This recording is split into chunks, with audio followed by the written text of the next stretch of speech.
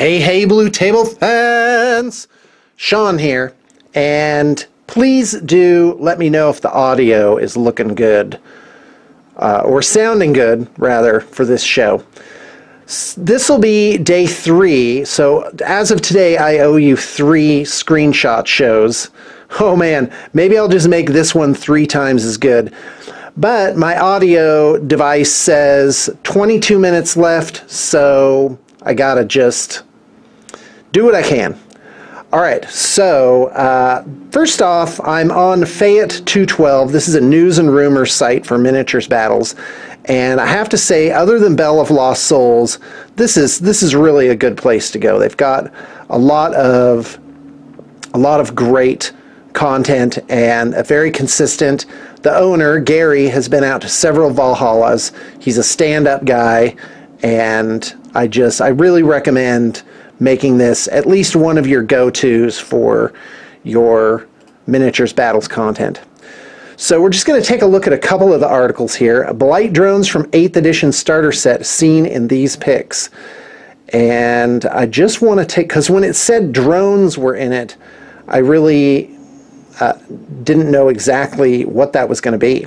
Well, the first thing that popped into my head was Forge World Blight drones. In fact, let me get a thing. Oh, hold on. Oh, it didn't give us a close-up of this. So here we go. Okay, via sources. So let's talk about the new starter set. Starter set goes live the 17th. Now, I can only assume that means May 17th, but I've also heard June 10th as well. And that's, June 10th is a ways off for them to start in on rumors and whatnot, and then make us wait 6 weeks for the box set. So I'm really not sure if that's right. But correct me if I'm wrong. I'm ready to be wrong, guys, on this one. I would love it if it were, well, no, I would love it if it were sooner. So here you go, Death Guard versus Ultramarines, a $120 box. That sounds about right. Chaos gets a blob of cultists. Personally, I'm predicting 20 cultists, 5 Terminators, 10 Plague Marines, a Lord, and drones. And apparently, with this picture, hold on, I think we've got, by the way, I'm opening Forge World in the other window. Hold on, let's see if this picture opens and see what our Blight drones look like. And by the way, Blight drones were great in the last edition. The Forge World rules, I'm pretty sure, gave them torrent. I remember getting worked over by Blight drones on at least several. Oh no, okay, I'm sorry. This is, yeah, is it going to be the drones or the drones? Okay, guys, we've got to take a look at this. All right, my computer's going a little slow. So, okay, let's go back. And yeah, it's really hard to see what it is. All right, let's keep going. New breed of Space Marine. Now, it was Privateer Press that I noticed was first. What they would do is, instead of redoing models, they would just make a new unit that kind of was like the old unit, but had new models. So they didn't ruffle the feathers of old players by making their stuff obsolete, their models obsolete. And plus, they got a new release going. So that's really the way to do it. And again, Privateer Press is where I first saw that going. So supposedly, the new Marines are going to be somewhere between current Marines in terms of size and stat line, and the, whatever they are, those guys with the gold armor. Adeptus Custodes. All right, because I'm manipulating 2 things here. Here we go. So here's Forge World. All right, guys, we're back on the drones. Let me show you what I mean. So here's a search for drones. Wait a minute. No, they were showing them. They were showing them for a second there. Where's my Blight drones? Okay. Come on, Forge World. Be cooperative. And even if they aren't making them anymore on Forge World, we can definitely look up some pictures. Drones, okay, it's because I have the S. The Forge World site is like really sensitive about plurals and stuff. Nope, that was, oh, here it is, Nurgle Blight Drone. 42 pounds. Now, a pound is usually about $1.50. Right now, it's about $1.10. So the pound is really weak against the dollar, making it an absolutely fantastic time to purchase things from Forge World. So here you go. And this model's pretty big. This is a 60 millimeter base. So this model's about the size of your fist, depending on how big the size of your fist is. And it's really a great figure, great in the game. Of course, now everything's getting new stats. And I got to tell you, this model has such a really cool look. So let's just go on Bing Images. Yeah, I kind of like Bing. I don't use Google so much. So let's see if I can get this loaded up. All right, so there you go. A really, really cool figure. And here we go. Hopefully that'll load. Well, maybe Bing's not so great after all. Okay, so anyway, let's go back to the new Marines. I've heard them called Robute Guilliman, apparently is how you're supposed to say it. That's from Games Workshop. So, I'm sorry. That's like the worst way. Robute. That's fantastic. Oh boy. Okay, so here's a drone, but that's a really small picture. There you go. And these are all just like random people painting their drones. And then you've got these drones, which I think are called plague drones, and those are GW plastics. So I'm not sure which ones are going to come in this new kit. Personally, I think it'll be these, but I hope it will be this.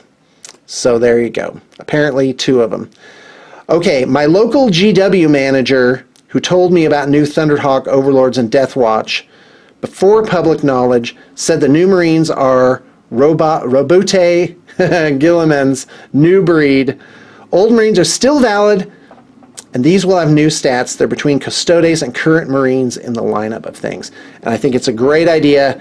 It's high time. A lot of people have looked for and done, what are they called? Like home versions of true scale Marines, because Marines are supposed to be like 10 feet tall, which makes them about the size of like an ogre. You know, like they should be going on 40 millimeter bases. So anyway, okay, let's keep going. Blight drones. There's the Forge World thing. Okay, 8th edition, and here it comes. Yeah, I guess I'm talking all about 8th edition. By the way, this is huge. This is, as far as I know, this has never been done before. They're releasing stats for all the models at the same time. That is, I can't tell you how huge that is. I'm so excited. Like every single army all of a sudden is going to burst onto the scene. I'm looking forward to Tyranids. And if Age of Sigmar is any indication, then I think it's good news, because in Age of Sigmar, even those old armies are still cracking. They discontinued Tomb Kings, but guess what? The Tomb Kings stats and books and everything are still great, still competitive. Same for Bretonnians, and really amazing. So here we go.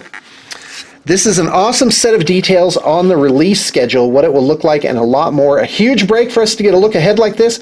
Literally awesome, and it's going to be a fun month of May and June. And by the way, it is April 30th. Yeah, tomorrow is May. Wow.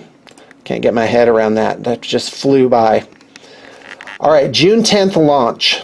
So there you go. Maybe it'll be that I'm wrong and not what I want.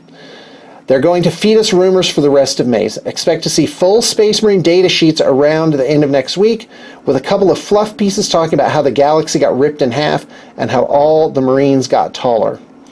For those of you who are saving your pennies, here's what the launch schedule is looked like so far. About 1 to 2 weeks beforehand, all 7th edition exclusive products are being pulled from stores for good. Codexes, rulebooks, Dark Vengeance, not the new campaign books such as Gathering Storm, since those are still fluff pieces, but expect those to become much harder to find. On day 1, 5 new free softcover PDFs launch with all the core 8th edition rules. Now, obviously, I don't think the books will be free, but if like in Age of Sigmar, you got all the books. So let's keep going. The rules containing your prophesied 12 pages of core rules. Thank goodness. Oh my gosh. And that's gonna change so much, because to play at a high level, at a competitive level, you had to memorize so much. Oh my gosh. Plus outlines, like FAQs, the whole thing. Plus outlines for open play and the 14 universal force organization charts, ranging from 1 HQ and 1 troop choice, 1 command point, allies, to massive 20-plus slot charts that grants a full fist of command. Now, apparently, command points is a big deal. So that's how they're balancing the different force organizations that you use. So if you use a more powerful one, apparently you get less command points. Okay, great. Our pitched is a great way to customize your army.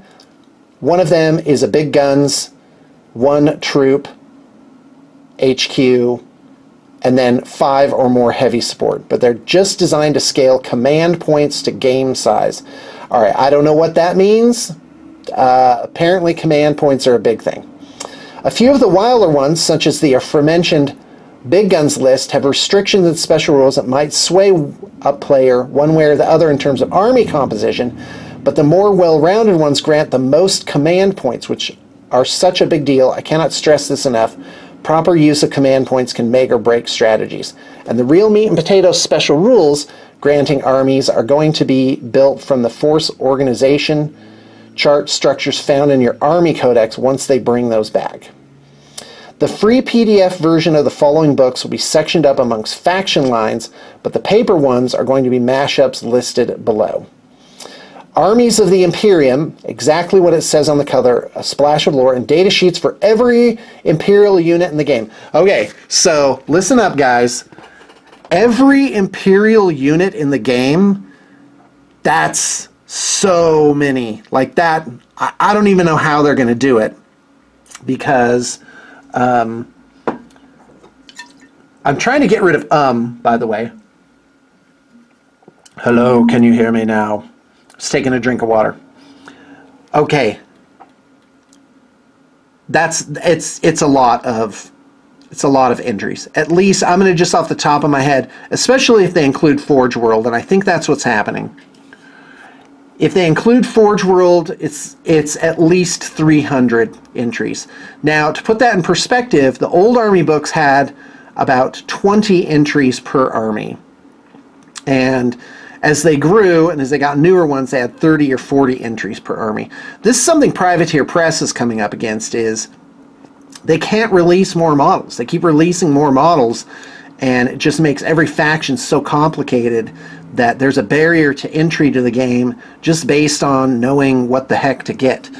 And because it's no fun to lose, so new players got to figure everything out. Oh my gosh. Okay. Armies of Chaos, the spiky version of the above, and that's going to have less entries. You've got Chaos, well, maybe not less entries. That's interesting. Maybe it will be about the same, because you'll be including demons too, and that's a lot. But traditionally, you just had Chaos Space Marines, and you had a separate codex for demons. But with Imperium, you had Imperial Guard, you had Space Marines, you had Sisters of Battle. What else? What am I not remembering for Imperials? It's a lot, though. It's more than just the 3 books. And of course, now you have Adeptus Mechanicus and Astra Tempestus, or Tempestus Militarum, that kind of thing. Armies of Xenos. Now, I would love it if they kept it, if they got rid of allies and just kept it within these 3 major things. And faction lines: Eldar, Tau, Necron, Nids, and contains data sheets and rules for the rest. I hope the days of Taudar and all of that nonsense are gone. And then, of course, the art and fluff book, A Galaxy in Flames. Do not read below if you do not want spoilers. So, guys, here's your warning, your verbal warning about spoilers. Here we go. Bits box. UK's leading retailer of single plastic bits for Age of Sigmar. Okay, well, there you go. Bits is a big deal. Spoilers. Oh, yeah, that's not really spoilers. I'm not even going to read that. Okay, here we go. Let's talk about Psychic Phase. So, first off, the big change I was hoping for was no more rolling for psychic powers. It slows down the game. It makes it so that to be competitive, you have to hedge your bets to get that one power you want.